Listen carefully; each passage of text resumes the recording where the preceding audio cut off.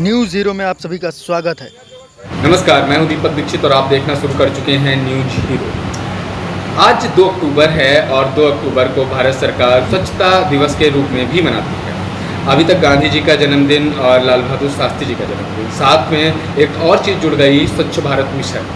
आज स्वच्छता को लेके जितना ढिढोरा पीटा जा रहा है, जितनी चीज़ें कथित तौर पर कही जा रही हैं कि यहाँ सही है, वहाँ सही है, ये साफ़ है, वो साफ़ है, गांव साफ़ है, कस्बे नगर सब कुछ साफ़ है, पर कहीं दिखता नहीं है। आखिर क्यों? ऐसे बहुत सारे सवाल हैं जिनके जवाब हम या तो जिला अध्यक्षों से, राजनीतिक स्तर पर या तो प्रशासनिक स्तर पर लोगों से पूछ रहे हैं। आज हमारे साथ में संजय जी जुड़े हैं सीतापुर से। मैं वो एक राजनीतिक दल से हैं और किस दल से हैं, क्या चीज़ें हैं, वो उन्हीं से बात करेंगे। बहुत बहुत स्वागत है आपका संजय जी हमारे कार्यक्रम में।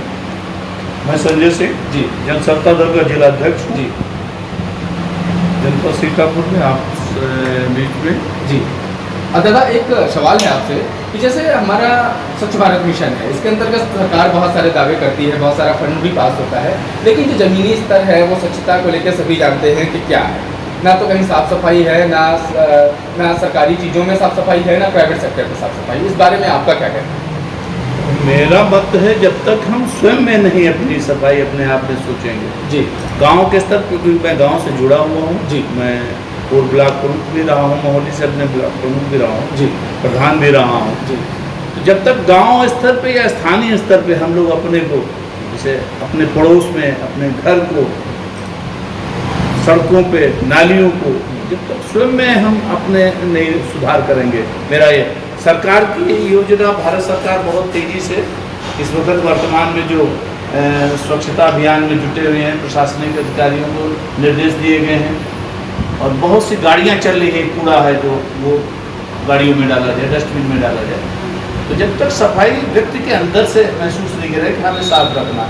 लोग पान खाते थूक देते हैं, सड़कों में डाल देते हैं, कुछ खाया सड़क पे फेंक दिया, अपना कूड़ा दूसरों के यहाँ झाड़ू लगाई और बगल में इकट्ठा कर दिया। जब तक ये नहीं बंद करेंगे, मेरा सुझाव है, जब तक हम स्वयं नहीं सुधरेंगे, दूसरे को इतना करोड़ों रुपया खर्च किया जा रहा है स्वच्छता अभियान के ऊपर।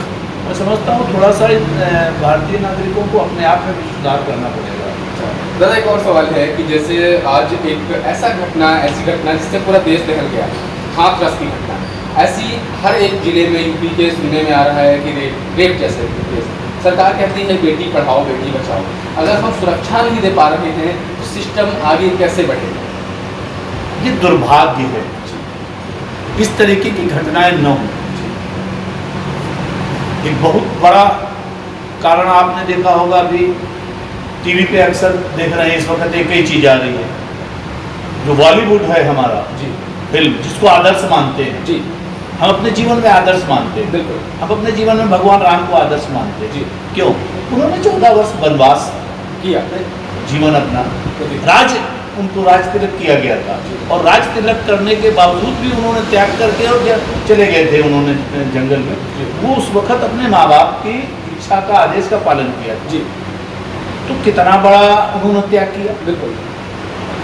और आजकल ये जो फिल्म इंडस्ट्री ने हमको आदर्श मानते हैं लोग, उस फिल्म में ऐसा हीरो था, मैं ऐसा रहूँगा, वो हीरोइन ऐसी थी। एक तो मानसिकता में बहुत बड़ा बदलाव, बिल्कुल बदलाव आता है और ये युवा बदल रहा है इस वक्त वर्तमान में जो स्थितियाँ हैं। मैं समझता हूँ गांव में, देहात में ये जो नशे का बहुत बड़ा, बिल्कुल बिल्कुल, हाँ बिल्कुल, इसको जब तक हम ईमानदारी से जी, हम कहते हैं सरकार की योजनाएं बहुत अच्छी होती है, लेकिन उसको धरती पे लाने वाला कौन होता है? जमीन पे हमारा प्रशासनिक अमला। अगर वो ईमानदारी से 2 नंबर की जो गलत चीज़ें देहात में बनती है, शराब बनती है, और उसको स्थानीय स्तर पे सब जानते रहते हैं, सबको पता होता है, चाहे जो गलत काम होता है उसको स्थानीय स्तर पे जानकारी होती है जी।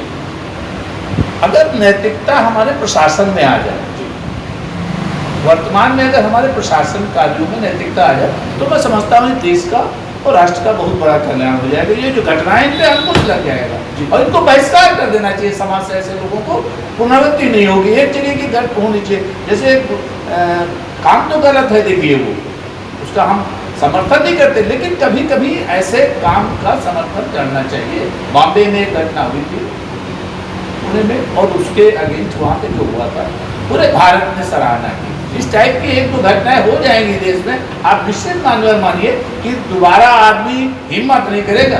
अच्छा सर, जिस तरीके से आज हाथरस की घटना देखी जा रही है उसमें साफ साफ दिख रहा है कि शासन और प्रशासन की जो लिप्तता है उस विषय में आपका क्या कहना है? अब जिन परिस्थितियों में ये वहाँ के प्रशासन और जिलाधिकारी या वहाँ के लोगों के समझता हूँ, हाँ शुरुआती दौर में थोड़ी सी लापरवाही हुई। अगर इसको उस लापरवाही को वो लोग न करते, थोड़ा सा हल्के में लिया उस घटना को, जो आज विष की तरीके से व्याप्त हो गई है। नहीं, जैसे कि दादा कि 8 दिन तक पुलिस के द्वारा उसकी रिपोर्ट ना लिखी जाना और रात को लाके 100 को डेड बॉडी को रात में जला देना, हिंदू परंपरा और तमाम चीज़ों को ऐसे ही ध्वस्त कर देना, ये कहाँ का न्याय है? ये कैसी व्यवस्था है? क्या सरकार की या प्रशासन की? ये आप इसमें किसको दोष दे रहे हैं पूरी घटना को देखते हुए? अब ये वहाँ की परिस्थितियाँ, उस हाथरस की जो परिस्थितियाँ रही होंगी सुरक्षा की दर से, जो भी वहाँ के जिलाधिकारी या प्रशासन ने जो किया हिंदू धर्म के मुताबिक वो गलत हुआ है। जो भी हुआ उस बच्ची के साथ बहुत गलत नाइंसाफी हुई, उसको न्याय मिलना चाहिए और ऐसे लोगों को कड़ी से कड़ी सजा दी जाए। तभी तो एक ऐसा संदेश जाना चाहिए देश के, वरना लोग तमाशा बना लिए हैं, जात के इस तरीके से कुकत करके और जमानत करा के लोग आ जाते हैं। और स्थानीय स्तर पर पूरे प्रदेश का देश की स्थिति है। हमारे पुलिस को भी एक सुझाव है, उनमें उनको आत्ममंथन करना चाहिए और उनको स्थानीय स्तर पर सुधार करना चाहिए। उनके भी तो बच्चे हैं, बिल्कुल उनका भी तो परिवार है। अगर वो अपने में 70 मतलब इसमें अगर जब तक हमारी नई पीढ़ी को सोचना चाहिए कि हम किधर जा रहे हैं, हम अपने राष्ट्र को किधर लेके जा रहे हैं।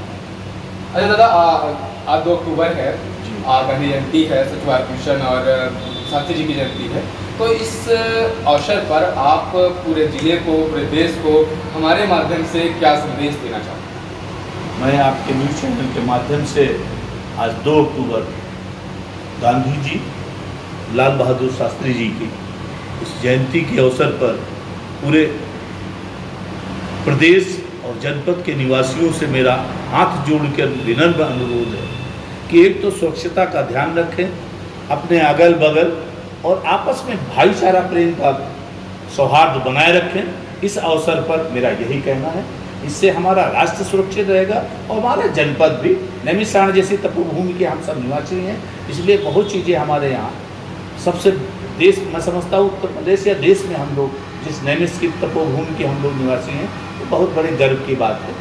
और मैं समझता हूँ अपने सीतापुर में बहुत से अपराधों पे बहुत सा अंकुश है, हमारा शहर इन चीज़ों से मुक्त है और ईश्वर से प्रार्थना है आज गांधी जयंती और लाल बहादुर शास्त्री जी के इस अवसर पर पूरे सीतापुर जनपद वासियों से मेरा अनुरोध है कि अच्छी श्रद्धांजलि उनको, और इस अवसर पर यही हो सकता है कि हम उनके बताए हुए मार्गदर्शन पर चलें।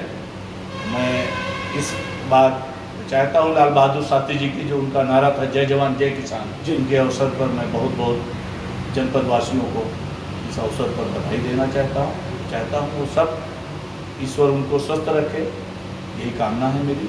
और आपके न्यूज़ चैनल को भी बहुत बहुत साधुवाद धन्यवाद देता हूँ कि आपने अपना समय निकालकर और एक स्वच्छता अभियान के तहत आप जनपद में एक मिशन के उस पर लगे हुए हैं। यदि आप सबको चैनल के माध्यम से बहुत बहुत बधाई हो। जी बहुत बहुत शुक्रिया आपका हमारे साथ जुड़ने के लिए और आज 2 अक्टूबर और अन्य विषयों पर हमारे साथ बात करने के लिए बहुत बहुत शुक्रिया आपका।